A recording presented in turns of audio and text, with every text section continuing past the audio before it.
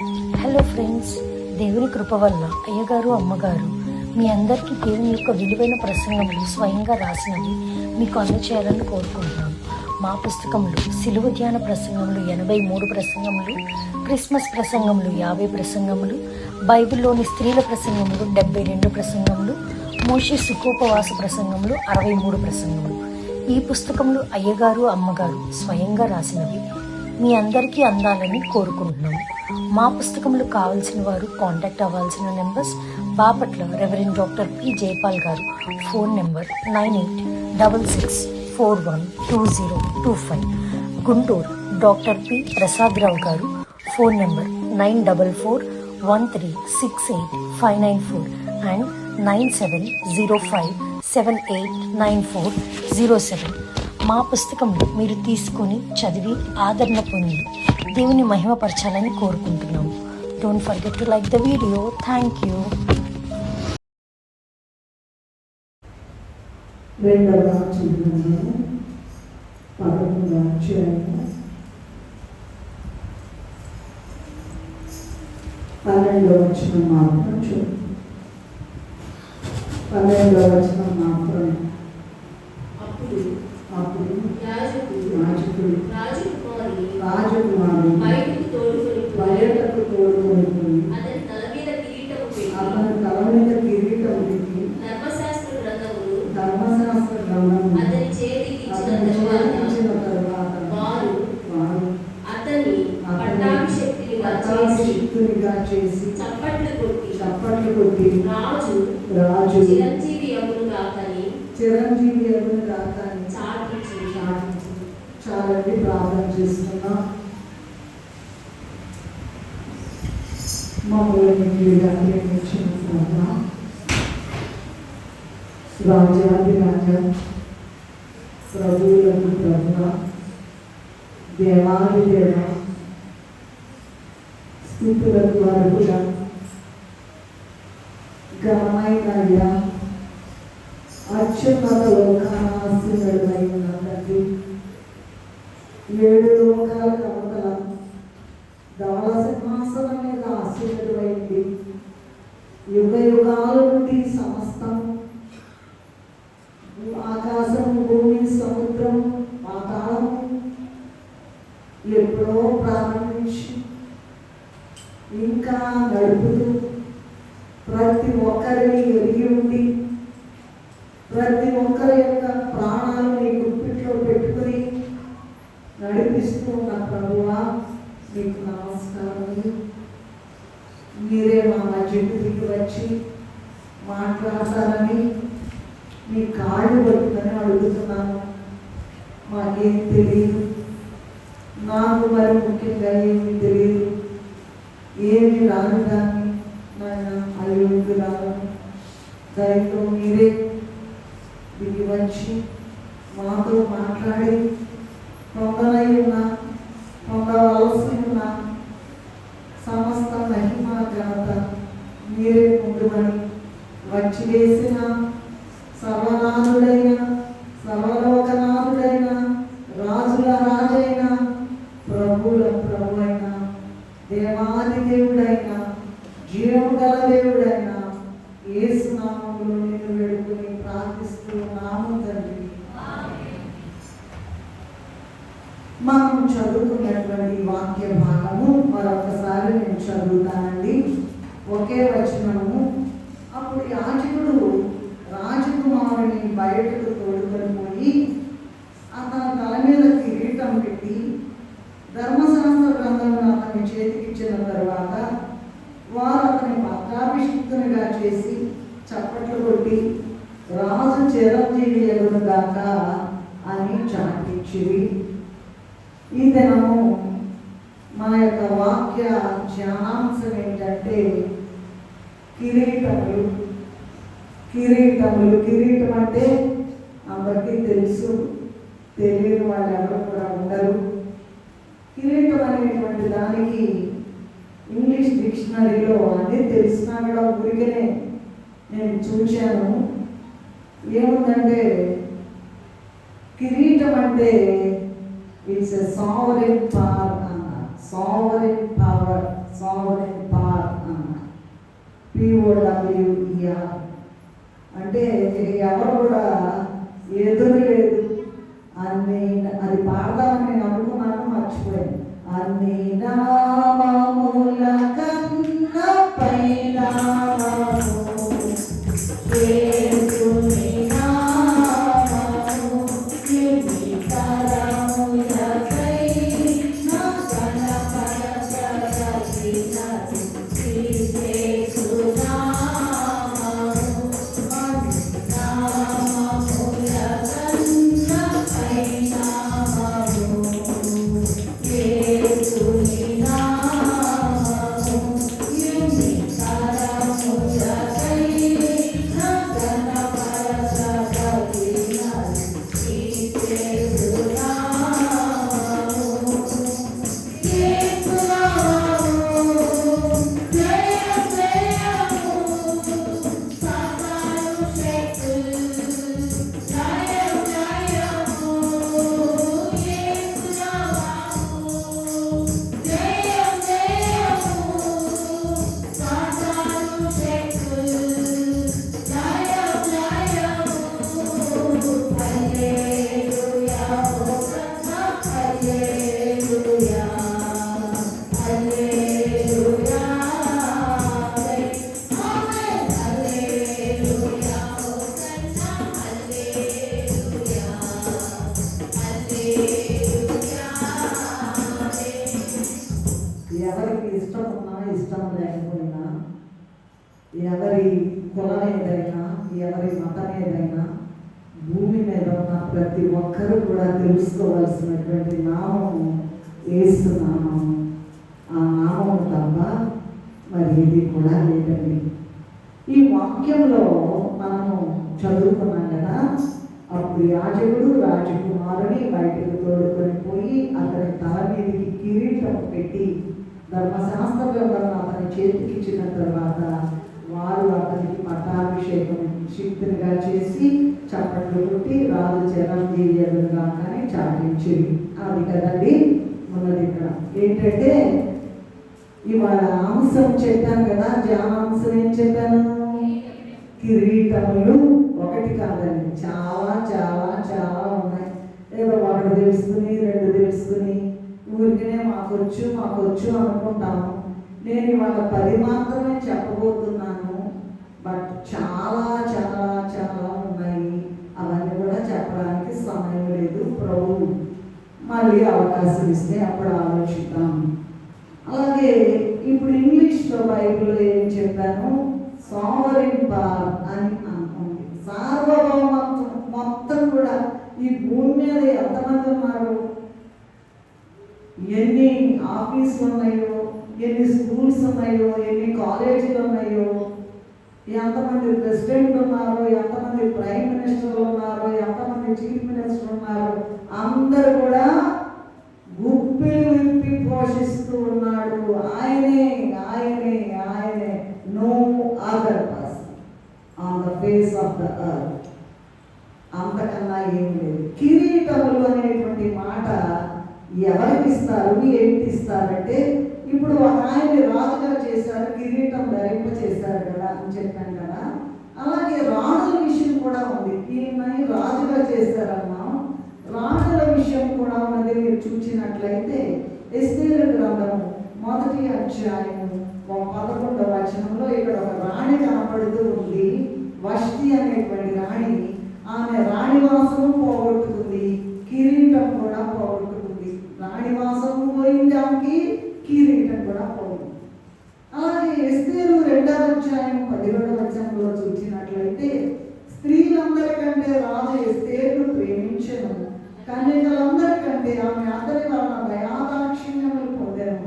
అతడు రాజ్య కిరీటం ఆమె తల మీద ఉంచి ఆమెను వష్టికి బదులుగా రాణిగా నియమించెను. దీనిని బట్టి మనం తెలుసుకోవాల్సిన విషయం ఏంటంటే, రాజులు రాణులు ఎవరండి చెప్పండి? రాజులు రాణులు వారి యొక్క ఏమంటే తలల మీద కిరీటములు ధరిస్తారట. వాళ్ళ సంగతి మనకెందుకులే అనుకుంటామేమో మనము. అలా కాబట్టి మన సంగతి కూడా ఉంది ఇక్కడ. ఏంటంటే 1 పేతురు పత్రిక 2వ అధ్యాయము 9వ వచనంలో ఏముందంటే, రాజులైన యాజక సమూహముగా చేసి మనకు కూడా కిరీటాలు ధరింపచేయడానికి ప్రభు ఆశిస్తూ ఉన్నాడంట. ఏమంటే కిరీటం కావాలన్న వాళ్ళు చేతులు ఎత్తుతారంటండి. కిరీటం కావాలన్న వాళ్ళు ఏంటి ఒకళ్ళే ఇద్దరేనా? ఇంకెవరికి అక్కర్లేదా? పైకి ఎత్తండి, పైకి ఎత్తండి అంటే కూర్చున్న వాడికి అక్కర్లేదా ఏంటి? ఇంకా ఎత్తండి. ఎంతవరకు ఎత్తుతారు అంత? నాకు కావాలి కిరీటం అన్నవాళ్ళు చేతులు ఎత్తారు. సరే, ఇప్పుడు మనకు కూడా ఉందండి ఆ అవకాశం. భూమి మీద ఉన్నంత వరకే అవకాశం. అయిపోయిన తర్వాత యెహోవా మీకు దొరుకు కాలమందున ఆయనను వేడుకొనుడి అని ఉందండి. యెహోవా దొరుకు కాలం. ఎప్పుడు దొరుకుతున్నాడు? ఇప్పుడు దొరుకుతున్నాడు, తర్వాత దొరకడు. నువ్వు ఎంత ఏడ్చినా, నువ్వు ఎంత మొత్తుకున్నా, ఎన్ని ఊళ్ళు తిరిగినా, పాపం పోగొట్టుకున్నామని అన్నా ఏమీ పోవు. దొరికే కాలం ఇది, కృపాకాలం ఇది, కిరీటాలు సంపాదించుకునే కాలం ఇది. ఇందాక నేను చెప్పాను, కిరీటం అంటే సార్వభౌమాధికారము, సావరిన్ పవర్, అంటే టాప్ ఆఫ్ ఎనీథింగ్ అన్నమాట. పైకి ఇప్పుడు కాళ్ళ దగ్గర నుంచి తల వరకు చూచారు అనుకోండి, ఏది పైన ఉందమ్మా? కాళ్ళు ఉన్నాయా, తల ఉందా అమ్మా? తల మీద ఉంటే ఏంటి అంటే ఈ అవయవాలన్నీ దాటి ఉన్నతంగా ఉన్న తల మీద కిరీటము ఉంటుంది. మనకు కూడా ఆ కిరీటము ఇస్తారు.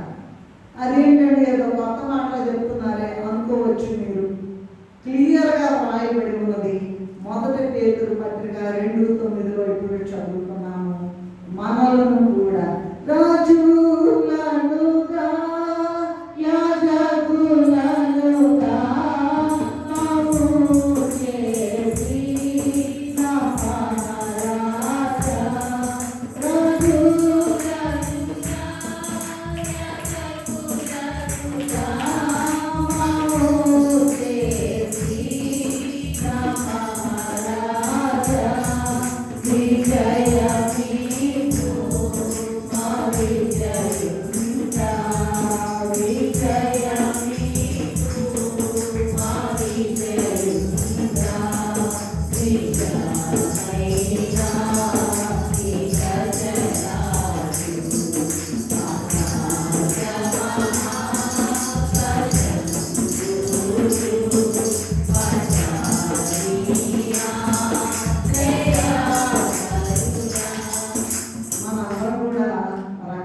ఉద్యోగాలు చేస్తున్నామండి.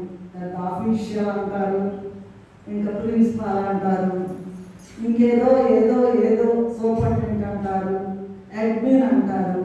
వీటన్నిటిని మించింది ఏంటి ఏమా?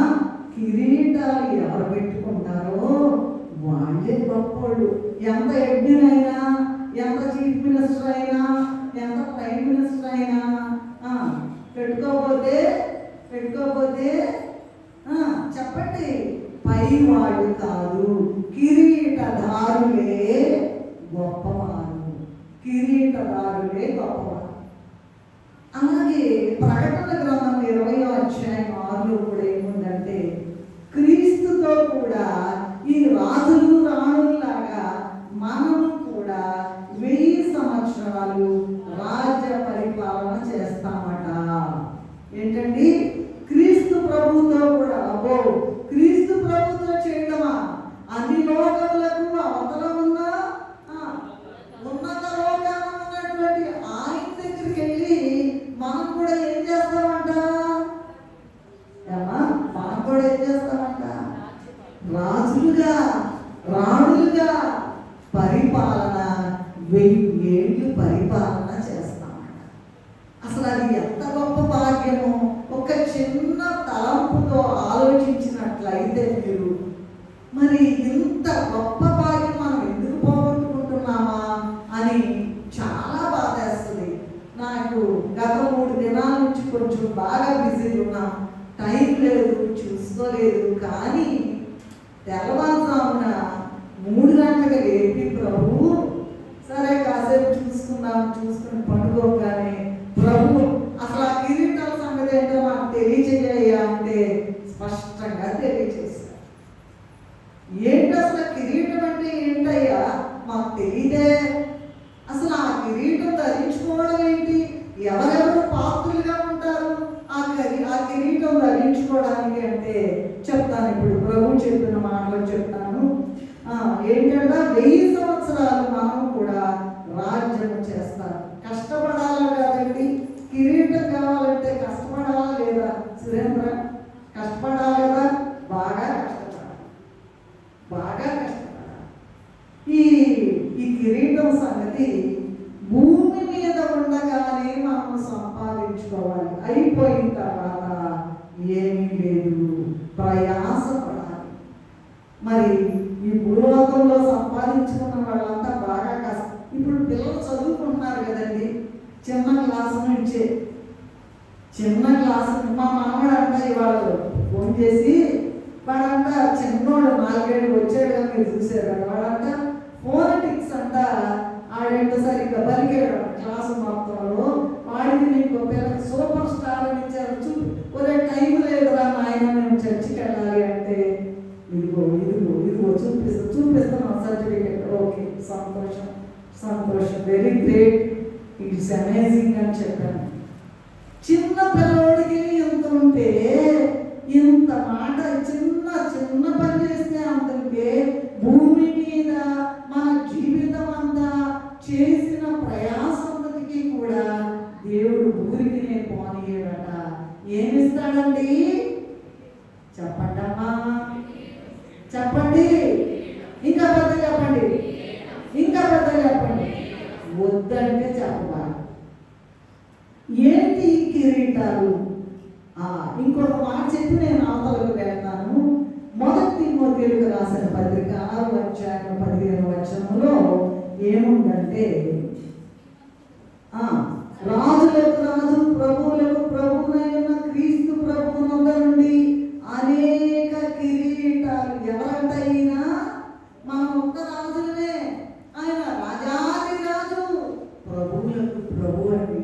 రాజుల రాజా జై యేసు రాజా జై జై, రాజుల రాజా జై యేసు రాజా జై జై, త్వరలో రానున్న మహారాజా జై, త్వరలో రానున్న మహారాజా జై, జై జై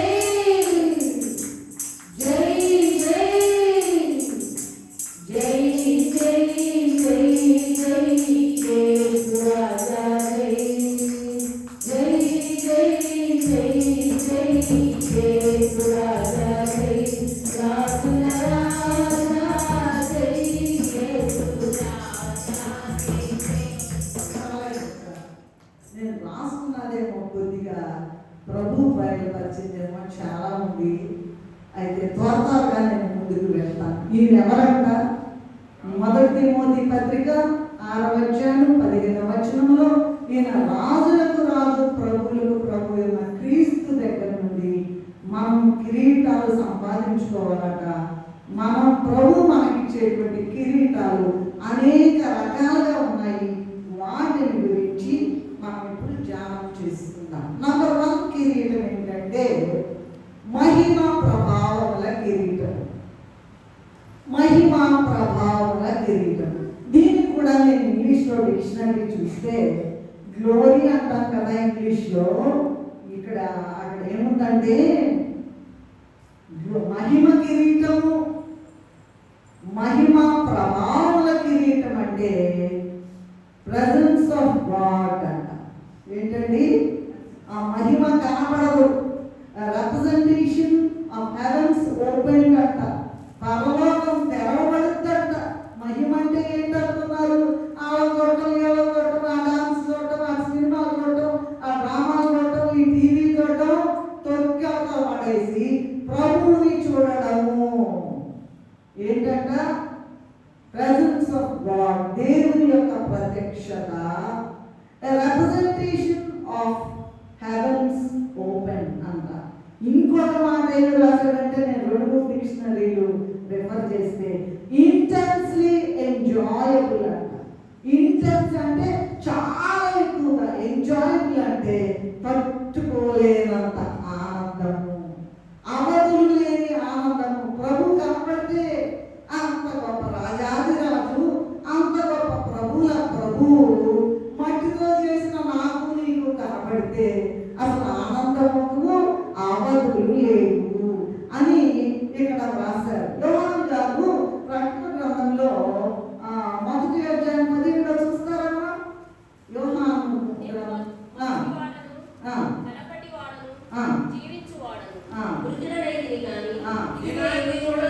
ఒకటి, నేను చూడగానే చచ్చిన వాని వలె ఆయన పాదముల యొద్ద పడి తిని. ఏమండి, యోహాను గారు శిష్యులందరికన్నా చిన్నవాడు, ప్రభు రొమ్మున ఆనుకుని ఉన్నవాడు. ఆయనంట బాగా తెలిసినోడేగా, బాగా ఫ్రెండేగా, కలిసి తిరిగినోడేగా, కలిసి భోంచేసిన వాళ్ళేగా, కలిసి పండుకున్న వాళ్ళేగా. అయినా కూడా అక్కడికి వెళ్ళేసరికి ఏమయ్యాడట? చచ్చిన వారి వలె ఆ వెలుగును తట్టుకోలేకపోయాడట. మత్తయి సువార్త 17వ అధ్యాయము 2-3 వచనాలు చదువుతారా? రూపాంతర కొండ మీద ప్రభు రూపాంతరం చెందారట. త్వరగా చదవాలండి. 6 దినములైన తర్వాత యేసు పేతురును యాకోబును అతని సహోదరుడైన యోహానును వెంట పెట్టుకుని ఎత్తైన ఒక కొండ మీదికి ఏకాంతముగా పోయి ఆర్యత రూపాంతరము పొందెను. ఆయన ముఖం సూర్యుని వలె ప్రకాశించెను. ఇంకా ఏముందమ్మా? ఆయన వస్త్రములు వెలుగు. ఏమంటే వస్త్రాలు వెలుగులాగా ఉంటాయి ఏంటంటే, ఏమా వస్త్రాలు ఎంత ఉతికినా ఎక్కడో చోట ఈ భూమి మీద మట్టి కనుక మట్టి ఉంటుంది. ఎన్నిసార్లు మరి ఎండాకాలంలో స్నానం చేస్తాం కదా, 3 సార్లు చేయండి, 4వ సార్లు చేయండి, ఇంకా ఉతికితే మట్టి వస్తానే ఉంటుంది. ఎందుకంటే మట్టి ఉంది. ఇక్కడట ఆయన వేసుకున్న వస్త్రాలు 104 కూడా ఉంటుంది. వస్త్రం వలె వెలుగును కప్పుకొని ఉన్నావు.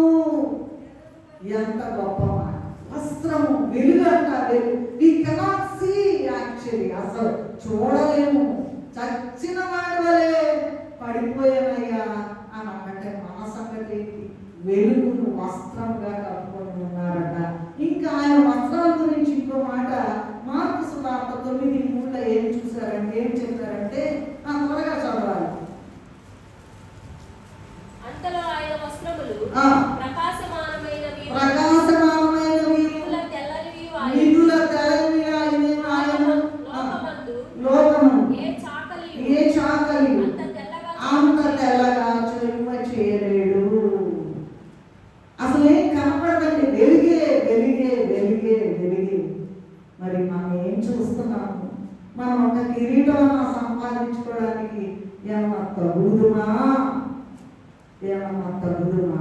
ఇంకో మాట చెప్పడానికి నాకు మర్చిపోయాను. ఈ రాజరికం, ఈ కిరీటాలని 3 రకాలుగా సంపాదించుకోవచ్చు. నంబర్ 1 రాజరికం ద్వారా సంపాదించుకోవచ్చు. రాజరికం మొనార్కీ అంటారు, మొనార్కికల్ సిస్టమ్ అంటారు. 2వది ప్రభు ఇచ్చే కిరీటాలు. 3వది మనం కష్టపడి సంపాదించుకునే కిరీటాలు. ఈ రాజరికం ద్వారా వచ్చేది ఏంటంటే ఏం కష్టపడక్కర్లా. ఎందుకని? ఒక రాజుగారు ఉన్నారు. ఆ రాజుగారు 50 ఏళ్ళు ఆయన పరిపాలన చేస్తారు. ఆయన చనిపోయారనుకోండి, మళ్ళీ ఎవరు వస్తారు? వాళ్ళ కొడుకు వస్తారు. ఆయన చనిపోయాడు, ఇంకో కొడుకు. అందుకని ఒక నానుడు ఉంది ఇంగ్లీష్లో, the king is dead but long live the king. The king is dead, చనిపోయాడు రాజు, బట్ లాంగ్, రాజు చిరకాలం జీవించును గాక. అంటే ఏంటి?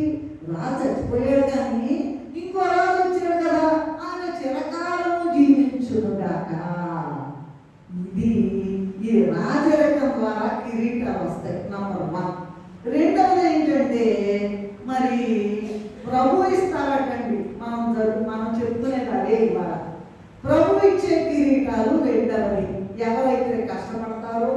ఎవరైతే ప్రభు కోసం జీవిస్తారో, ఎవరైతే ప్రభు కొరకు ఆత్మను సంపాదిస్తారో, ఎవరైతే స్వార్థ చెప్తారో, ఎవరైతే ప్రభు సన్నిధిలో ఉంటారో, ఎవరైతే ముఖాముఖిగా ప్రభువుని చూడగలుగుతారో, ఎవరైతే దేవుని యొక్క ప్రత్యక్షతను పొందుతారో వారికి మాత్రమే ప్రభు ఇస్తారట. అది రెండవది. మూడవది ఏంటంటే లోక సంబంధమైన కిరీటాలు. స్పోర్ట్స్ ఉంటాయి కదా, ఒలింపిక్స్ ఉంటాయి కదండి. ఒలింపిక్స్లో గెలవగానే తీసుకెళ్ళి కిరీటం కదండి. ఈ స్పోర్ట్స్లో మరి బ్యాడ్మింటన్లో కానీ క్రికెట్లో కానీ పెడతా ఉంటారు. అవి మామూలు. ఇంకా ఇంకొక మాట, ఈ మధ్యలో బ్యూటీ కాంటెస్ట్లో కూడా పెడుతున్నారు కదండి.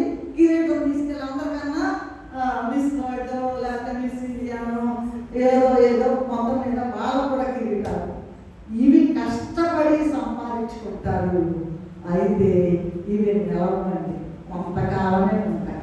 మానవ యొక్క ఆయుష్కాలం 70 సంవత్సరములు, అధిక బలం ఉన్నాయి కదా, ఎదురుగేది అనేటువంటి మాట బైబిల్ గ్రంథంలో రాయబడి ఉన్నది. సో ఈ 3 రకాలుగా కిరీటాలు సంపాదించుకోవచ్చు, రాజరికం ద్వారా సంపాదించుకోవచ్చు, ప్రభువు ఇచ్చేటువంటి కిరీటాలు సంపాదించుకోవచ్చు. మూడోది ఏంటంటే ఇప్పుడేగా చెప్పాను, లోక సంబంధమైన కిరీటాలు. లోక సంబంధంగా కిరీటాలు, లోక సంబంధమైన కిరీటాలు అనుకోవచ్చు. ఇప్పుడు అసలు మనకి ఎన్ని కిరీటాలు ఉన్నాయనేది చూసినట్లయితే ఇప్పుడే మొదలు పెట్టాం కదండి, మహిమ కిరీటము. మహిమ అంటే వెలుగు. మనం చూడలేము, ఈ మహిమను వివరించలేము, ఊహకు అందనిది. అంత వెలుగా చూస్తే కదండి అర్థమయ్యేదా. ప్రభువు దగ్గరికి ఆయనతో పాటు ఆయన రొమ్మున ఆనుకుని జీవించిన ఆయన అక్కడికైతే పడిపోయాడంట.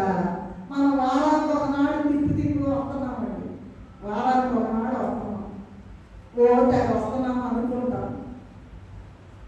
24 గంటలు ప్రభువుతో నిలిచి ఉంది, ప్రభువులో ఉండి, ప్రభువుతో ఉండి, ప్రభువుతో మాట్లాడి, ప్రభు మాట తీసుకుని, ప్రభు యొక్క చిత్త ప్రకారం మిషన్ స్థాపించిన దేవదాసరి గారు 61 పుస్తకాలు, 63 పుస్తకాలు రాశారు. చూడండి, మీరు కనుక్కోండి, తెలియని విషయాలు దేవుని కనుక్కోండి అని చెప్పారండి.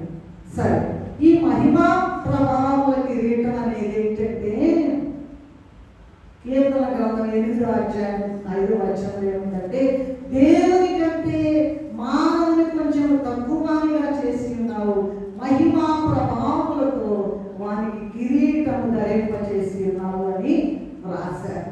ఓకే, ఏంటంటే యాక్చువల్గా ఈ ఆదాము హవ్వలు ఏదైనా తోటలో ఉన్నప్పుడట మహిమతో ఉండేవారు. ఏంటండి, మహిమతో ఉండేవాళ్ళట.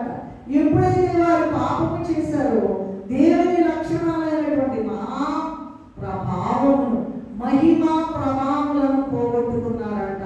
అప్పుడు మొదటి పేతురు పత్రిక 5వ అధ్యాయం 4వ వచనంలో ఏం రాశారంటే, ప్రధాన కాపరి ప్రత్యక్షమైనప్పుడు మీరు వాడవారని మహిమా కిరీటము పొందుదురు అని రాయబడింది. ఎవరండి? మహిమా ప్రభావముల కిరీటం అంటే బంగారం చాలదు, ఇక్కడ 24 క్యారెట్లు చాలదు. మొత్తం మీద ఎన్ని క్యారెట్లు ఎక్కువ ఉంటాయో దగదగా మెరిసేది. ఈ దీపావళి పంటకి ఏం చేస్తామండి, అసలు కళ్ళు చెదిరిపోతాయి కదా, అది చాలు. అది 1%. దీపావళి పండుగ నాడు మనం చూసేటువంటి వెలుగు 1%, ఒక్కసారి. 99% ఎక్కడ ఉంది? ప్రభు సన్నిధిలో ఉంది. అది చూసుకోవాలి. మనం ప్రభు ఇచ్చే కిరీటం చూసుకోవాలి, పొందుకోవాలి. గొప్ప కిరీటం అండి, సూర్యుని చూడలేము. ఈ కిరీటాన్ని ఒక భక్తుడే రాశారండి, స్పాట్లెస్, ఒక మచ్చ కూడా ఉండదంట, ఒక దాగు కూడా ఉండదంట, ఒక ముడత కూడా ఉండదంట, ఒక వంక కూడా ఉండదంట. స్పాట్లెస్, ఏమి ఉండదంట. అది చూస్తే జిగేలు ఉండదంట. మన యొక్క మానవ కళ్ళు, మానవుని యొక్క కన్నులు వాటిని చూడలేవు. అది మహిమ. సూర్యునే చూడలేవు, మరి మహిమను ఎలా చూస్తామో దాదాపుగా ప్రభువు యొక్క స్థాయికి బహుశా కొద్దిగా తక్కువ స్థాయి ఉంటుంది. ఎందుకంటే మహిమా ప్రభావములతో ఆయన్ని కొంచెం తక్కువగా చేసేవయ్యా. ఎంత ప్రేమ కలిగిన దేవుడు. నంబర్ 1 ఏంటండి? మహిమా కిరీటము. అది గుర్తుపెట్టుకోండి. విని వెళ్ళిపోవడమే కానీ ఒక కిరీటమైనా సంపాదించుకుందామా? ఆలోచించండి. నేను త్వరగా వెళ్తాను. ఎందుకంటే ప్రభువు నన్ను బయలుపరిచే మాటలు ఇక్కడ చెప్పాలి, నాకు టైం ఉండదు. అందుకని రెండవది జీవ కిరీటము. జీవ కిరీటం ఏంటంటే, ఇప్పుడు యాక్చువల్గా మహిమా కిరీటం కావాలంటే దేవుని దివ్య లక్షణాలన్నీ సంపాదించుకోవాలండి. ఏంటయ్యి? తెలియదుగా మనకి. దేవుని లక్షణాలు ఏంటి? ప్రేమ, న్యాయము, శక్తి, జ్ఞానము, ఎన్నండి, జీవము, ఇవన్నీ కూడా ఉన్నాయి. సర్వవ్యాపకత్వము, ఇవన్నీ కూడా ఉన్నాయి కదండి. దేవుని లక్షణాలు మొత్తం ఎవరైతే సంపాదించుకోగలుగుతారో వారికి మహిమ కిరీటము, మహిమ ప్రభావముల కిరీటము వస్తుంది. నంబర్ 2 జీవ కిరీటము. యాకోబు పత్రిక 1వ అధ్యాయం 12వ వచనంలో ఏముందంటే, శోధన సహించువాడు ధన్యుడు, అతడు శోధనకు నిలిచిన వాడై ప్రభు తను ప్రేమించు వారికి వాగ్దానం చేసిన జీవ కిరీటం పొందును. ఏమ్మా, జీవ కిరీటం ఎవరికి వస్తుంది? చెప్పండి. నోరు తెరవాలా మీరు? చెప్పండి. కిరీటం పొందకపోతే నోరమ్మ తెరవండి అమ్మ తల్లి. ఏంటంట? శోధన సహించు వారికి ఏమొస్తుందట? జీవ కిరీటం వస్తుందట. నాకే రావాలా? ఈ రోగం నాకే రావాలా? ఈ జబ్బు నాకే రావాలా? ఈ సమస్య నాకే రావాలా? ఈ అవమానం నాకే రావాలా? ఈ ఇబ్బంది నాకే రావాలా? ఎంత అవమానం ఎక్కడన్నా ఉందంటండి? ప్రభువు నమ్ముకుంటే ప్రభు వైపు చూడండి. ప్రభు వైపు చూడండి. ప్రభు యొక్క శ్రమ వైపు చూడండి. ఎలా పొందుకున్నారో ఆయన జీవ కిరీటం. మరి చదివారు కదా, శోధన సహించువాడు ధన్యుడు, అతడు శోధనకు నిలిచిన వాడై ప్రభు తను ప్రేమించు వారికి వాగ్దానం చేసిన జీవ కిరీటం పొందు. 1 కొరింథీయులకు రాసిన పత్రిక 10వ అధ్యాయం 13వ వచనం ఏముందంటే, దేవుడు నమ్మదగిన వాడు, మీరు సహింపగలిగినంత కంటే ఎక్కువగా ఆయన మిమ్మల్ని శోధింపబడనీయుడు. అంతేకాదు, సహింపగలుగుటకు ఆయన శోధనతో కూడా తప్పించుకుని మార్గమును కలుగజేయు. శోధనలో ప్రభు మనకు సహాయం చేస్తున్నారు కనుక జయించాలి. కానీ ఓడిపోయి ఏం చేయాలా? చెప్పండి అమ్మ. ఓడిపోయి మామూలుగా వాకరింది అంటారు కదా, తూర్పు తిరిగి దండం పెట్టండి. ఆ మాటలు మనం ఇక్కడ మాట్లాడకూడదు, క్షమించాలి. ఏం చేయాలంట? శోధనను జయించువాడు ధన్యుడు, అతను శోధనకు నిలిచిన వాడై ప్రభు తను ప్రేమించు వారికి వాగ్దానం చేసిన జీవ కిరీటము పొందును. జీవ కిరీటం కావాలా? అయితే మరి ఇంత శోధన ఎలా తప్పించుకుంటారు? ఆయనకు తెలుసు. నువ్వు ఒక్కదానివే నడుస్తున్నావు ఈ శ్రమలో అనుకోవడానికి. శ్రమ రాగానే రెడీగా నేను ఎత్తుకుంటాడంట. ఎత్తుకుని నడుస్తాడు. ఆయన పాదాలే కనపడతాయి కానీ నీ పాదాలు కనపడవు. ప్రభు నీతో ఉన్నాడు. సర్వశక్తిమంతుడైన దేవుడు, సాగరమును పాయలు చేసిన దేవుడు నాతో ఉన్నాడు, ఉన్నాడు, ఉన్నాడు, ఉన్నాడు. మోషే గారు, ఏం చెప్పమంటావయ్యా నీ పేరు? ఏం చెప్పాలండి? ఏం చెప్పమంటావయ్యా? ఏం పేరు నీ పేరు? ఉన్నవాడను, ఉన్నవాడను. నువ్వు పుట్టక ముందే ఉన్నాడు, నువ్వు పుట్టినాక ఉన్నాడు, నువ్వు చదువుకున్నప్పుడు ఉన్నాడు, నువ్వు చిన్నపిల్లలుగా ఉన్నప్పుడు ఉన్నాడు, పెళ్ళైనప్పుడు ఉన్నాడు, పిల్లలు కన్నప్పుడు ఉన్నాడు, చివరి వరకు సమాధిలోకి వెళ్ళేటప్పుడు కూడా నీతో ఉన్నాడు. ఉన్నాడు, ఉన్నాడు. శోధన సహించువాడు ధన్యుడు, అతడు శోధనకు నిలిచిన వాడై ప్రభు తను ప్రేమించు వారికి వాగ్దానం చేసిన జీవ కిరీటం ఉంటుంది. ఇది ఎన్నోది? రెండవది. ఓకే. సో ఎవరైనా సరే శోధన వచ్చినప్పుడు నాకు ఈ ఇబ్బంది ఏంటి అని అనుకోవాలండి దయచేసి. అలా అనుకుని శోధనలో పడిపోయి జీవ కిరీటాన్ని పోగొట్టుకోవద్దు. దాన్ని పోగొట్టుకోవద్దు. సో రెండవది జీవ కిరీటం. మూడవది ఏంటంటే కరుణా కటాక్షముల కిరీటము. చూడండి, కీర్తనల గ్రంథము 103:4 ఏముందంటే, సమాధిలో నుండి నీ ప్రాణమును విమోచించుచున్నాడు, కరుణా కటాక్షములు నీ కిరీటంగా ఉంచుచున్నాడు. పాపలోకములో ఉన్న మనము ఏంటంట, ఇదేం కిరీటం అండి? కరుణా కటాక్షముల కిరీటం. కరుణా కటాక్షం. మరండి ఎబ్రీ పత్రిక 2:15 ఏముందంటే, జీవితకాలం అంతయు మరణ భయముతో ఉన్నాం, బతుకుతున్నాం మనం. తెలుసా మీకు ఆ సంగతి? జీవితకాలం అంతా బండి పొరపాటున యాక్సిడెంట్ అవుతాం, అవి చనిపోతున్నారుగా, ట్రైన్ అవుతుందేమో. ఈ మధ్య విమాన యాక్సిడెంట్లు కూడా ఎక్కువైపోయినాయి ఏమండి? ఏమన్నా 2 వీలర్లో సరే ఏమండి, జీవితకాలం అంతా మనకేంటంట? మరణ భయం. చచ్చిపోతానేమో, జ్వరం వస్తే చచ్చిపోతానేమో, మోషన్స్ అయితే చచ్చిపోతానేమో, మోషన్స్ వామిటింగ్స్ అయితే చచ్చిపోతానేమో. జీవితకాలం అంతయు మరణ భయం చేత ఉంటున్నటువంటి మనలను దేవుడు సమాధిలో నుండి విమోచించి ఈ కరుణా కటాక్షముల కిరీటమును ధరింపచేస్తున్నాడటండి. మరండి అదేంటండి? మరి ఏం భయం అండి ఇదంటారు కదా. ఇప్పుడు చెప్పుకున్నాం కదా, రోగం వచ్చినా, రొప్పి వచ్చినా, దిగులు వచ్చినా, ఏది వచ్చినా ఏంటండి? సస్తానేమో అయిపోయింది మన పని అనుకుంటాం. అమ్మా అనుకుంటాం, ఏమీ అవ్వదు. ప్రభు ఉన్నాడు నీతో ఉన్నాడు అనేటువంటి మాట, ఆయన కరుణా కటాక్షముల కిరీటము నీకు ధరింపచేసి. ఒక చిన్న మాట గుర్తొస్తుంది, నాకేం సమయం రాదని భయం అన్నమాట. అయ్యగారికి ఒకసారి యాక్సిడెంట్ అయింది.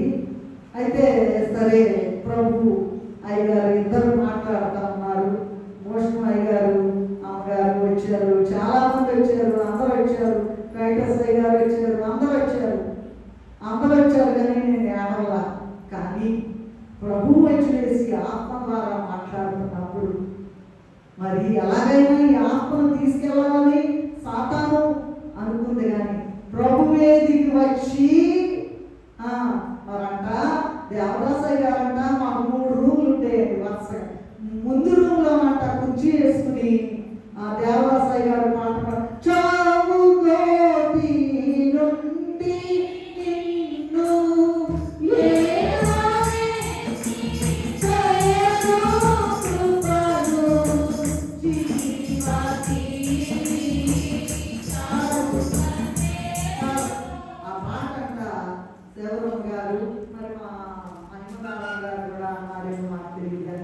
అయ్యగారు కూర్చొని పాట పాడుతున్నారు అక్కడ. అయ్యగారు కూర్చుని అద్దుకున్నాయి ఇంట్లోనండి. సరే, ముందు రూమ్లో పాట పాడుతున్నారంట. ఏమీ అవ్వదు, ప్రభువు ఉన్నారు. మరండి మధ్యలో, మన జీవితం మధ్యలో దేవునికి దూరం అయిపోతాం. దూరం అయిపోతే ఆత్మీయ మరణం సంభవిస్తుంది. ఏంటంట? ఆత్మీయ మరణం.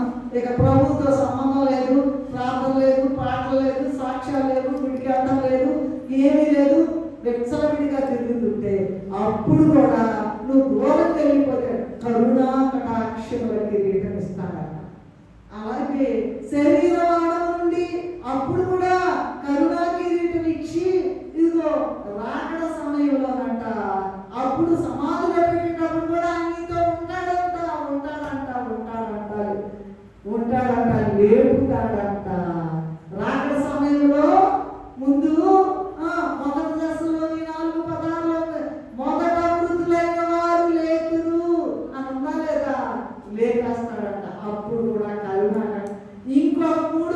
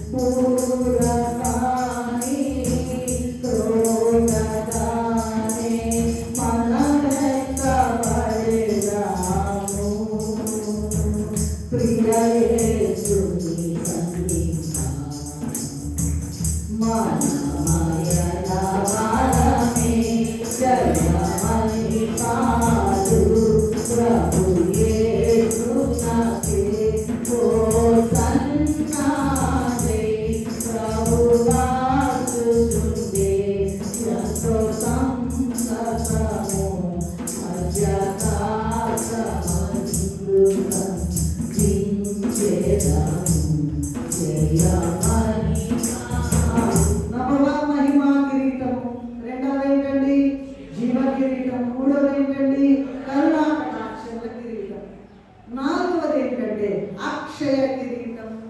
ఏంటండి? అక్షయ కిరీటము. మొదటి కొరింథీయులకు రాసిన పత్రిక 9వ అధ్యాయం 25వ వచనంలో చూసినట్లయితే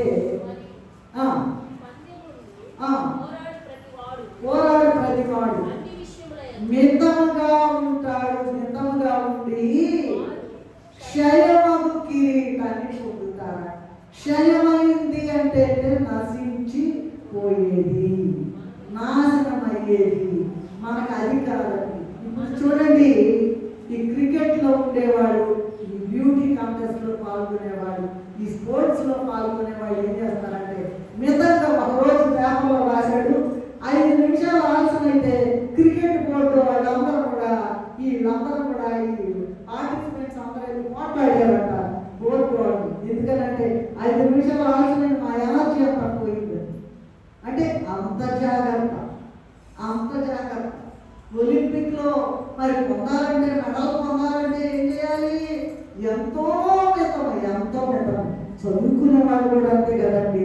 ఎంసెట్లో వచ్చిందంటే నేను 18 గంటలు చదివాను, 20 గంటలు చదివాను అని అనుకుంటారు. కష్టపడి మితంగా అసలు పండుగ. మా తమ్ముడు కూడా సిఏ ఎగ్జామ్ రాసేటప్పుడు అసలు రాలేదు, పాస్ అయినాక నేను బాపట్ల రానన్నాడు. ఏంటయ్యా అంటే పాస్ అయినాక నేను రాను. అక్క ఒక మాట చెప్తా, ఏంటంటే అసలు నేను దీన్ని కూడా కలగకుండా చదివాను. అంత కష్టం ఆ పరీక్ష. అంటే ఒకే ఫస్ట్ అటెంప్ట్లోనే పాస్ అవ్వడం అనేది, అందులో ఇంటర్ ఉంటుంది, డిగ్రీ ఉంటుంది, అది చాలా కష్టం. మాకు తెలుసు ఆ విషయం. అప్పుడు ఏం చెప్పాడంటే, అక్క అంటే క్లోజ్గా ఉండేవాడు, దీన్ని కూడా కలగకుండా చదివానక్క, పాస్ అయిపోయాను అన్నాడు. మనకి ఏం మీద ఉందండి? మనకి ఏమా అసలు మందిరానికి వస్తున్నామా, పాటలు పాడుతున్నామా, సాక్ష్యాలు చెప్తున్నామా, దేవుని పని చేస్తున్నామా? నేను ఎవరిని నిందించలేదు, ఎవరిని కూడా మాట్లాడలేదు. అన్ని ప్రభువే చూస్తూ ఉన్నారు. అక్షయ కిరీటము వాళ్ళే, ఈ ఒలింపిక్స్ లో వాళ్ళే, ఈ క్రికెట్ లో వాళ్ళే, ఈ బ్యూటీ కాంటెస్ట్ లో వాళ్ళే అంత కష్టపడుతుంటే నువ్వెంత కష్టపడాలి? అక్షయ కిరీటము, నా ప్లస్ క్షయ.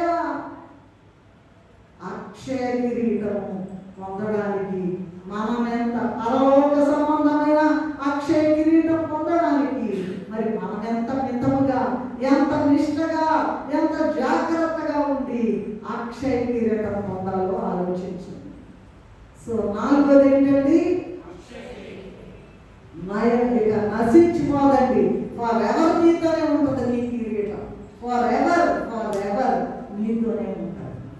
5వది ఏంటంటే నీతి కిరీటం. 2వది దీని గురించి ఒక కిరీటం గురించి ఒక గంట ప్రసంగం చేయొచ్చు, టైం లేదు. సరే, నీతి కిరీటం అంటే 2వ తిమోతికి రాసిన పత్రిక 4వ అధ్యాయం 7-8 వచనాలు చదువుతున్నామండి. మంచి పోరాటం, పౌలు గారు మాట్లాడుతున్నారు. మంచి పోరాటం పోరాడితిని, కడుపు గంట ముట్టించితిని, విశ్వాసము కాపాడుకుంటుని, నీ ఇక మీద నా కొరకు నీతి కిరీటము ఉంచబడి. ఏమండి, మంచి పోరాటం అంటే ఏంటండి? మంచి పోరాటం అంటే ఏంటండి? సినిమాలకు పరిగెత్తడం, ఇళ్ళ కాడ కబుర్లకు పరిగెత్తడం, ఏమండి హాయిగా ఏమంటే ఎంజాయ్ చేద్దామండి, పోయి ఎంజాయ్ చేద్దాం. ఇంటి దగ్గర కూర్చోవడానికి, తెల్లారేసి చర్చికి వెళ్తారేంటి అనుకోవచ్చండి. మంచి పోరాటము పోరాడితిని.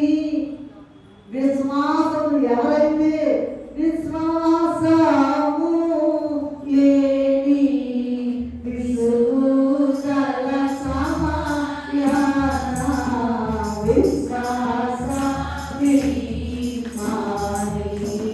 వేడుకొను. విశ్వమంతటిని, విశ్వమంటే ప్రపంచం, విశ్వమంతటిని కాంచిన నీ తండ్రి నీకు విశ్వాసాన్ని ఇవ్వలేడా?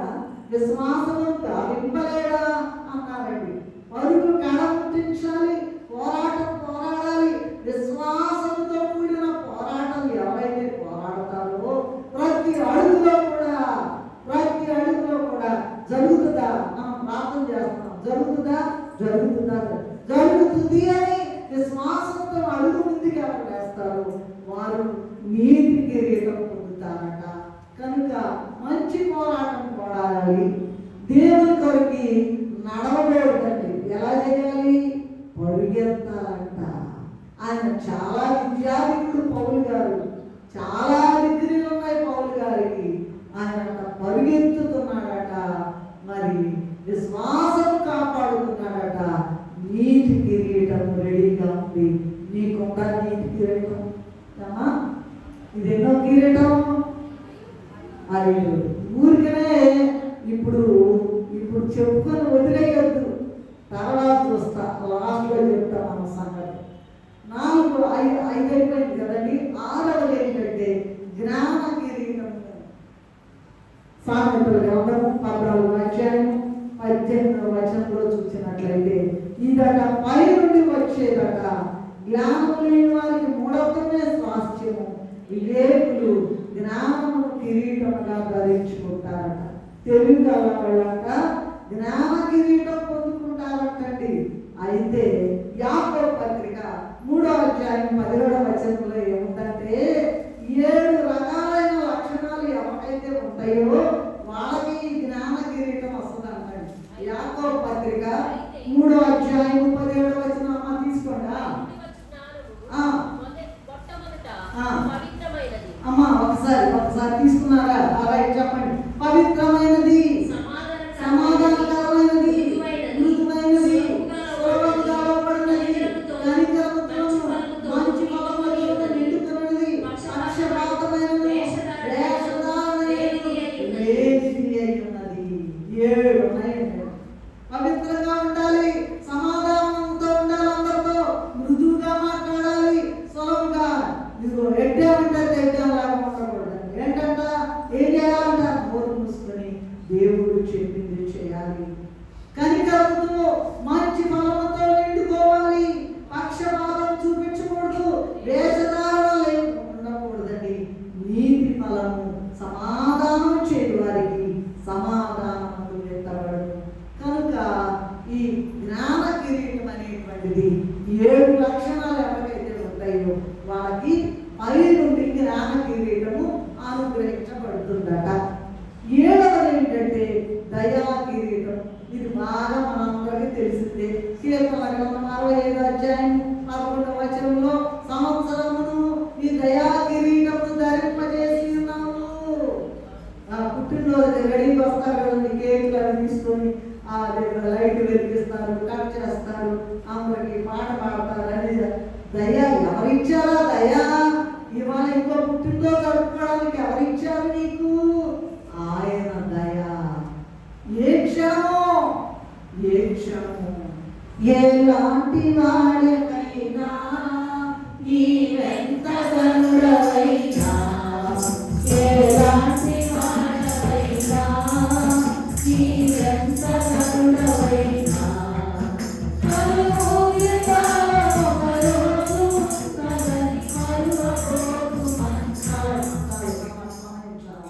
కనుక ఆయన దయ.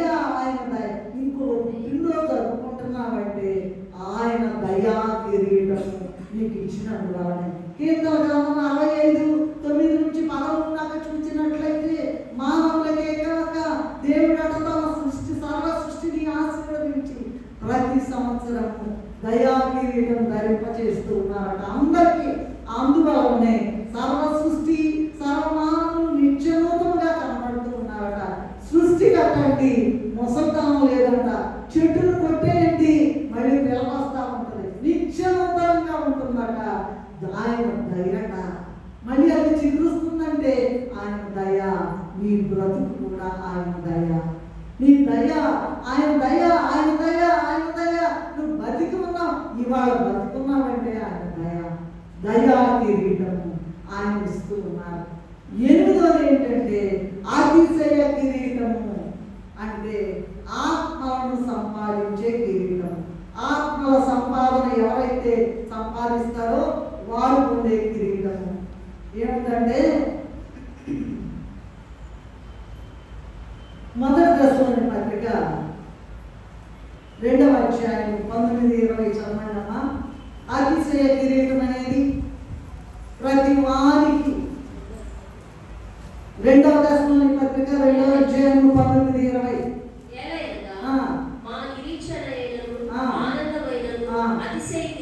అతిశయ కిరీటమైన మీరే కదా. అలాగే ఫిలిప్పీ 4:1 చూడండి. ఫిలిప్పీ 4:1. నేను ఆపేక్షించు నా ప్రియ సహోదరులారా, నా ఆనందమును నా కిరీటమునయ్యున్న నా ప్రియులారా, ఇట్లు ప్రభువునందు అతిశయ కిరీటం అంటే ఏంటో తెలుసా?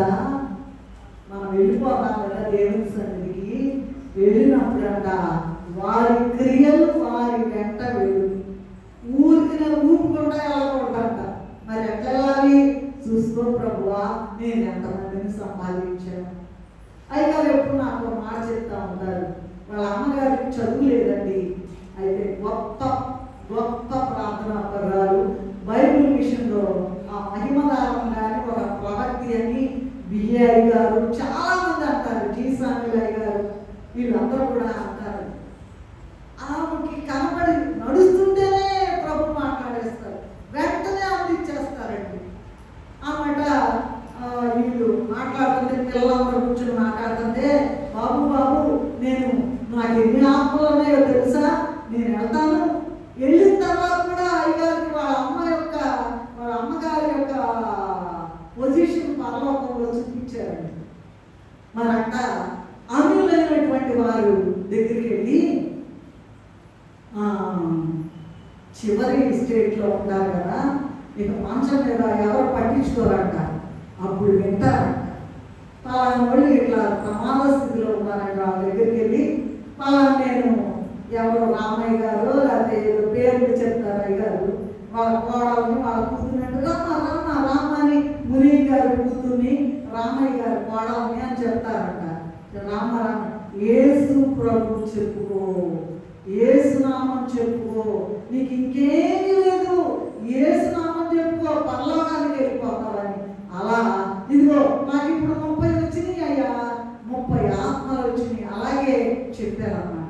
అలా వెళ్ళిన తర్వాత అయ్యగారంట ఒక రోజు బాగా దిగులేసి చాలా ప్రేమించేవారిని, మా అమ్మాయి ఎలాగుందయ్యా నాకు చూపించయ్యా, మా అమ్మ పొజిషను అని అడిగారంట. మరంట బ్లాక్ క్యాట్స్ అంటారు చూసారా, ఐఏఎస్ వాళ్ళు ఇప్పుడు వెళ్తుంటే ప్రైమ్ మినిస్టర్ కానీ ఇంటర్నేషనల్ లీడర్స్ వెళ్తుంటే పక్కన ఆటో వీటిలో ఎస్కార్ట్ పోతా ఉంటారు కదా. అనుకుంటున్నారంట అయ్యగారు వాళ్ళ అమ్మగారు కనపడుతున్నారా, ఆవిడ అసలు ఏమి స్టైల్ ఉండదండి, మామూలు మోటిలాగా ఉంటారు, గొప్ప ప్రార్థన పర్వాలు అంటున్నారంట. కళ్ళు అంటున్నారంట, మా అమ్మే కదా ప్రైమ్ మినిస్టర్. వాళ్ళ అమ్మ ఏంటంట, భూలోకంలో ఏమీ లేదు ఈ మా వెంట రాదు, ఏది మా వెంట రాదు, మనం సంపాదించింది అతిశయ కిరీటం. అంటే ప్రభువా చూడు ఎంతమంది నేను రక్షించు. నోరు తెలిసి చెప్పరండి, ఎన్నోసార్లు చెప్పాము. 40వ అధ్యాయం 9వ వచనం కీర్తన గ్రంథంలో, నా పెదవులు మూసి కొనక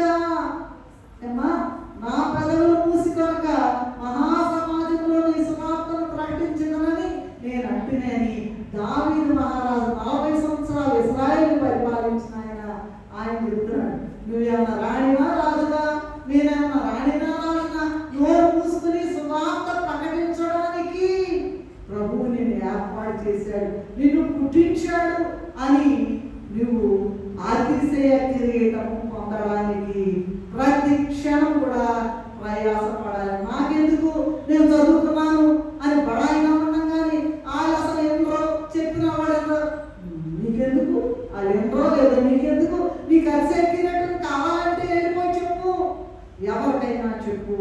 అది ఎవరైతే సంపాదిస్తారో వారికి అతిశయ కిరీటము. ఎంతమందికి నీవు అన్యులైన వారికి దేవుని శక్తిని మహిమను గురించి చెప్పి ఎంతమందిని దేవుని కొరకు సంపాదిస్తావో, ఎవరైతే అలా సంపాదిస్తారో వాళ్ళట ఈ అతిశయ కిరీటం పొందుతారట. తర్వాత సువర్ణ కిరీటం అండి, 9వది సువర్ణ కిరీటం. ఈ సువర్ణ కిరీటం ఎవరికి వస్తుందో తెలుసా? ఇది చూడండి,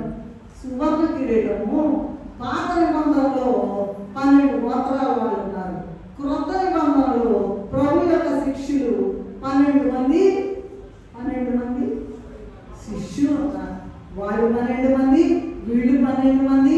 మీరు చూసుకోండి, ధవళసింహాసనం చుట్టూ కూడా 4 జీవులు, 24 పెద్దలు అంటారు. ఈ 24 వాళ్ళు ధరించేవి సువర్ణ కిరీటాలు. ఏంటంట వాళ్ళు అంటే పాత నిబంధన వాళ్ళు అపోస్తలులు 12 మంది.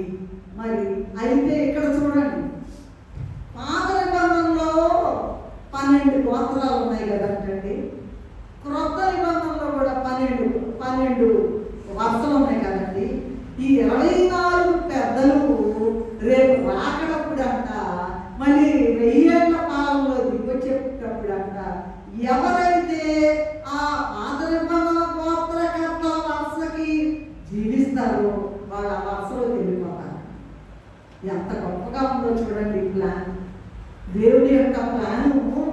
ఎవరైతే ఈ 24 పెద్దలు ఉంటారు కదండి, ఈ 12 పాత నిబంధన 12 గోత్రకర్తలు, క్రొత్త నిబంధన ప్రభు యొక్క శిష్యులు 12 గుంపుల వాడు, ఈ 24 కిరీటాలు ఉంటాయి కదా, ఈ 24 కిరీటాలు పెట్టుకున్న వాళ్ళ దాంట్లో భూమి మీద నువ్వు ఎలా జీవించావో, అసలు ప్రభుత్వం ఉన్నావో, ప్రభుత్వాన్ని వదిలిపెట్టి తిరిగావో, గర్వంగా ఉన్నావో, అసూయగా ఉన్నావో, వేషధారణతో ఉన్నావో, నిలువెచ్చని స్థితిలో ఉన్నావో, అవన్నీ కూడా తీసేసి ఎవరైతే ఆ 24 లైన్లకి సరిపోతారో కోట్ల మంది వెళ్ళిపోతారంట.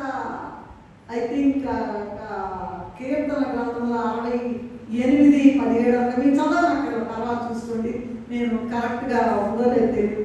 దేవుని యొక్క రథములు సహస్రములుగా ఉందండి. ఒక్కొక్క విమానం జట్టగా స్పీడ్గా వచ్చేసిందంట.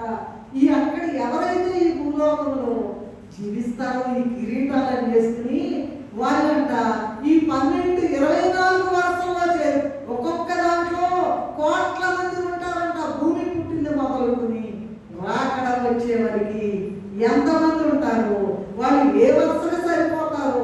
క్లాసులో పిల్లలు 9వ క్లాస్ వాళ్ళు వెళ్తారు, 5వ క్లాస్ వాళ్ళు వెళ్తారు, ఎల్కేజీ వాళ్ళు వెళ్తారు, ఈ 2వ క్లాస్ వాళ్ళు వెళ్తారు. అట్లాగే నువ్వు నేను జీవించిన జీవితము సరిపడా అసలు నీకు అక్కడ వెళ్ళే అవకాశం ఉందో లేదు. పరలోకంలో వెళ్తే ఏ వరుసలో ఉంటారు, ఆ 24 వరుసల్లో చేరి ఏం చేస్తారంట, ఈ దూతలతో పాటు వాళ్ళు కూడా సైన్యులకు అధిపతి యెహోవా పరిశుద్ధుడు పరిశుద్ధుడు పరిశుద్ధుడు అని 24 గంటలు కూడా ఇది సువర్ణ కిరీటం. చివరిది ఏంటంటే ఇంకా ఉన్నాయి కానీ నేను చెప్పను. ఇది పరిశుద్ధ కిరీటం అండి. నిర్గమకాండము 29వ అధ్యాయం 6వ వచనంలో చూసినట్లయితే అతను తల మీద పాగా మీద పరిశుద్ధ కిరీటము అభిషేక తైలం నుంచి, మరి ఇది యాజకులకు ఇచ్చేటువంటి కిరీటం అంట. దీనిని పరిశుద్ధ కిరీటం అని రాశారు. రైట్, ఇప్పుడు మీరు కొంచెం వినాలి. ఇన్ని 10 కిరీటాలు తెలుసుకున్నాం కదా, అందరూ రెడీగా ఉండండి, అందరూ రెడీగా ఉండండి, జాగ్రత్తగా వినాలి. ఇన్ని కిరీటాలు తెలుసుకున్నాం కదమ్మా, అసలు ఒక్కనా ఉందా, ఒకటి అరన్నా ఉందా, అసలు సుమానా? చూడండి, దేవుడట మానవులకి తన పోలిక తన స్వరూపం ఇచ్చి కీర్తన 8:5లో ఉన్నట్లుగా దేవుడి కంటే కొంచెం తక్కువగా చేశారు. అంతేకాదు మానవుల రక్షణ కొరకు ఆయన అవతారాలుగా వచ్చి పైన చెప్పిన లక్షణాలన్నీ ఎవరికైతే ఉంటాయో వాళ్ళకి అనేక మహిమ గల కిరీటాలు ఇవ్వడానికి ఆయన ఏం చేశారంట, ముండ్ల కిరీటము ధరించారట. ఈ విషయము మత్తయి సువార్త 27:29లో ఉందో చూసుకోండి, మార్కు సువార్త 15:17 ఉందో చూసుకోండి, యోహాను సువార్త 19:3లో ఉంది చూసుకోండి. తర్వాత మరి ప్రకటన గ్రంథంలో ఏముందంటే అది తర్వాత చూద్దాము. వీటిని సంపాదించుకోవడం అండి, వీటిని ఈ కిరీటాలు సంపాదించుకోవడం చాలా కష్టం. అయితే ఇక్కడ విషయం ఏంటంటే, ప్రభు నాకు బయలుపరిచిన విషయం ఏంటంటే, పరమగీతంలో 5వ అధ్యాయం 2వ వచనంలో ఏముందంటే ప్రభు చెప్తున్నారు కదా, నా తల మంచుకు తడిసింది, నా వెంట్రుకలు రాత్రి కురియు చినుకులకు తడిసినవి అని చెప్తా ఉన్నారు. ఇక్కడ ఏంటంటే అనేక కిరీటాలు ఉన్నాయి ఉన్నాయి, రండి రండి రండి రండి అని ఇచ్చేస్తుంటే ఒకరి బట్టి లెక్క లేకుండా ఏట్ల వెళ్ళేదని అనుకుంటున్నారేమో. జాగ్రత్త, సమయం వచ్చి వేసింది. ఎందుకంటే ఈ కిరీటాలు ఇవ్వడానికంట ఆయన ముండ్ల కిరీటం ధరించారు. ముండ్ల కిరీటం అండి, ఒక్కొక్క ముళ్ళు ఆ దాంట్లో ఆ తలలో వచ్చినప్పుడంట రక్తపు బొట్టు పడుతుందంట. ఆ రక్తపు బొట్టు ఎవరైతే రిసీవ్ చేసుకుంటారో, ప్రభువా మనకి ఇంత చిన్న నొప్పి వస్తేనే అల్లాడతాం కదండి, చిన్న దెబ్బ తగిలితేనే అల్లాడిపోతాం కదా. అయితే ఎవరైతే మరి ప్రభువుని ప్రత్యక్షంగా పొంది సన్నిధిలో ఉండి ఆయన యొక్క రక్త ప్రభావం కింద ఎవరైతే ఉంటారో వారిని మాత్రమే ఇస్తారంట. అయితే ఎవరైతే లేరు, ఇన్నిసార్లు వాక్యాలు వింటున్నారు కదండి, పాట పాడండి అంటే పాడరు, సాక్ష్యాలు చెప్పమంటే ఎప్పుడో చెప్పేదాం అనుకున్నామండి, కుదరలేదండి అంటారు, లెక్క లేకుండా ఉంటారు. అప్పుడంట ప్రభువుకంట ఇప్పుడు కాదండి, అప్పుడు కాదండి, ఇప్పుడు కూడా ముళ్ళ కిరీటం నుండి తల నుండి రక్త బిందువులు కారుతూనే ఆయన రక్తదానం ఇచ్చింది. ఇదిగో నువ్వు ఎవరికైనా చెప్పకపోయినా రక్తం పడుతుందంట. ఏమా నువ్వు ఆ కిరీటం ప్రభు నీకు ఇవ్వాలని ఇస్తున్నారు, నువ్వు లెక్క లేకుండా తిరుగుతుంటే రక్తం కారుతుందట. ఆ రక్తం ద్వారానే ప్రభు అట, ఆయన రక్తమేనండి, ఇక మనకి ఏది కూడా లేదు, ఆయన రక్తమే, ఆయన రక్తమే, ఆయన రక్తమే, అది తప్ప మనకి రక్షణ లేదు. ప్రభువా నీ రక్త ప్రోక్షణ కింద నన్ను ఉంచయ్యా.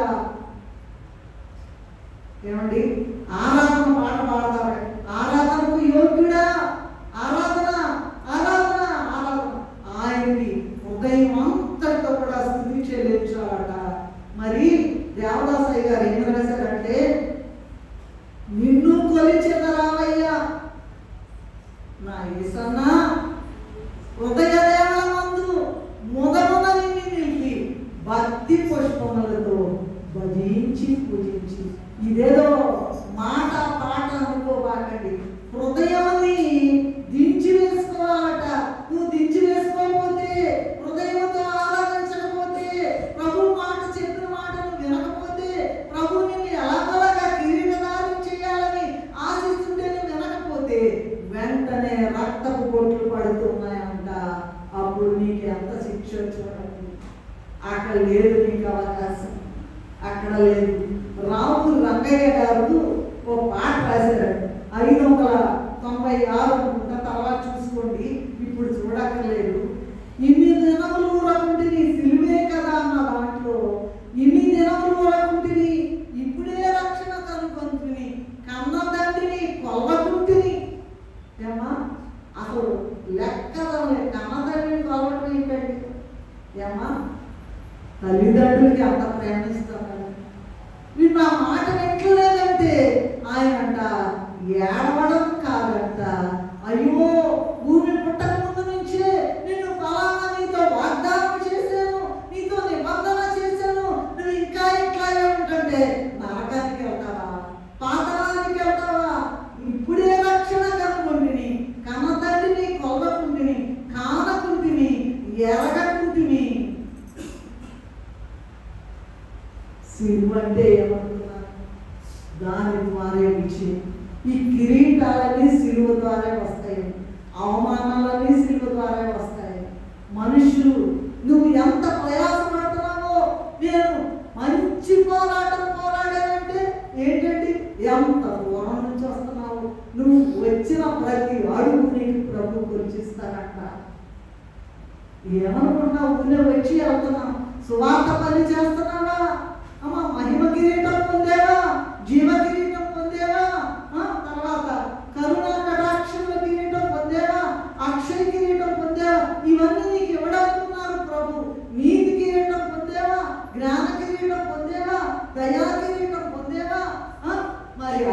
కిరీటం పొందావా? సువర్ణ కిరీటం పొందావా? ఈ పరిశుద్ధ కిరీటం పొందావా? ఈ కిరీటాలన్నీ కూడా మన కొరకు ఏర్పాటు చేస్తే ఒక పిల్లోడికి ఆ నాన్న ఆడిని కలెక్టర్ చేద్దామో యాక్టరో ఏదో చేద్దాం డాక్టరో చేద్దామని అనుకుంటే ఆడు 10వ క్లాసులోనే తప్పుతున్నాడు. ఇక అయిపోయింది. ఒక అబ్బాయి ఇస్త్రీ చేస్తాడు మన ఆయన వాళ్ళ అబ్బాయిని. వాడు ఎట్టగొట్ట ముక్కుతా 8వ క్లాస్కి వచ్చాడు.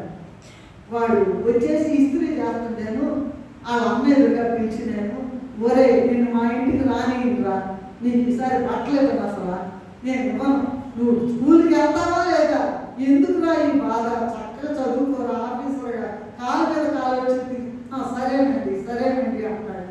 ఇప్పుడంటే ఆడంట ఏం చేస్తున్నాడంట, ఏదో పనికి. ప్రభు కూడా నిన్ను నన్ను అంటే మనమేదో గొప్ప ఆఫీసర్లుగా, ప్రైమ్ మినిస్టర్లుగా, చీఫ్ మినిస్టర్గా, మరి ఇంకా ఎక్కువ అసలు వరల్డ్ మొత్తంలో నిన్ను నన్ను గొప్పగా చేయాలనుకుంటే నువ్వు ఎక్కడున్నావండి? సతికిల పడతావు. సన్నిధి చేయకపోతే సతికిల పడతావు. ఈ కిరీటాలన్నీ ఎవరి కోసం అనుకుంటున్నారండి? తేలిగ్గా తీసుకుంటున్నారా? ఇసురాగా పడేస్తున్నారా? ఈ చెట్టు ఈ కిటికీలు తలుపులు చెప్పడం అనుకుంటున్నారా? అలా కాదండి. అలా దేవుడు నీతో మాట్లాడుతున్నాడు, నాతో తెల్లవారుజామున మాట్లాడాడు.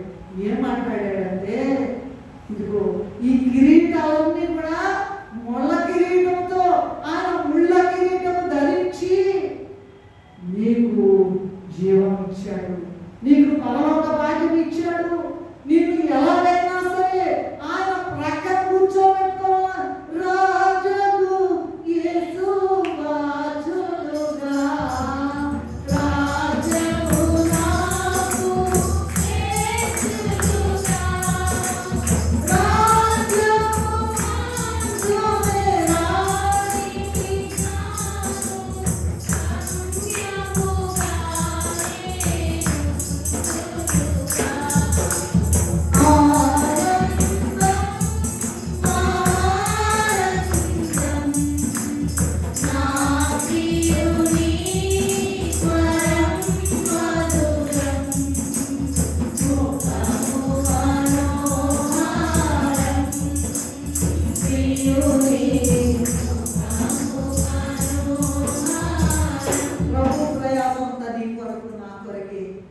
నిన్ను నన్ను కూడా ఉన్నత స్థితిలో, ఈ లోక సంబంధమైన స్థితిలో కాదండి, కిరీటధారినిగా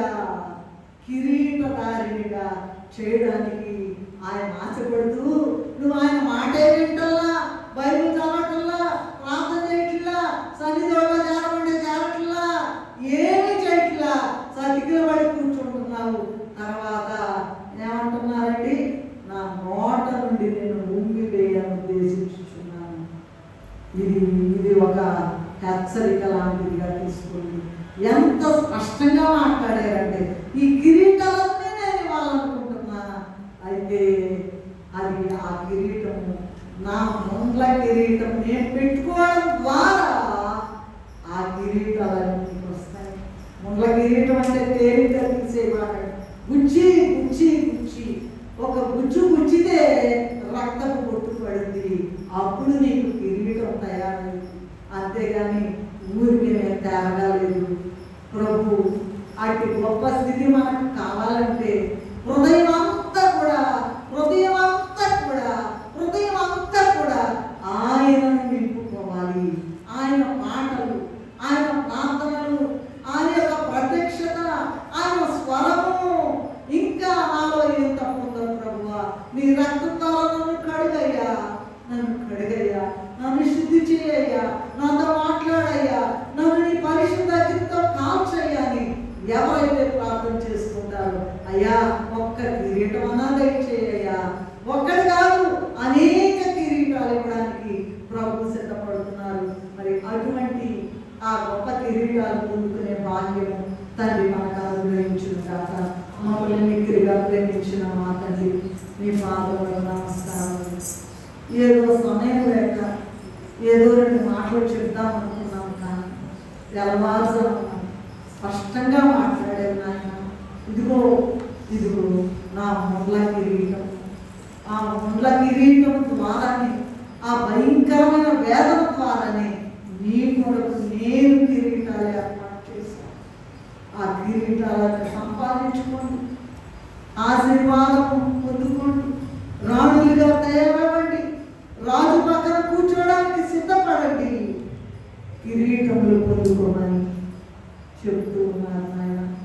మేము ఏమీ లేకుండా గోడోళ్ళగా లేకుండా నాయన, గోడి వాళ్ళలాగా ఉండకుండా ఏదో ఒక కిరీటం అనుకుంటున్నాం, కానీ మేము ఎన్నైనా ఇవ్వడానికి సిద్ధంగా ఉన్నాం.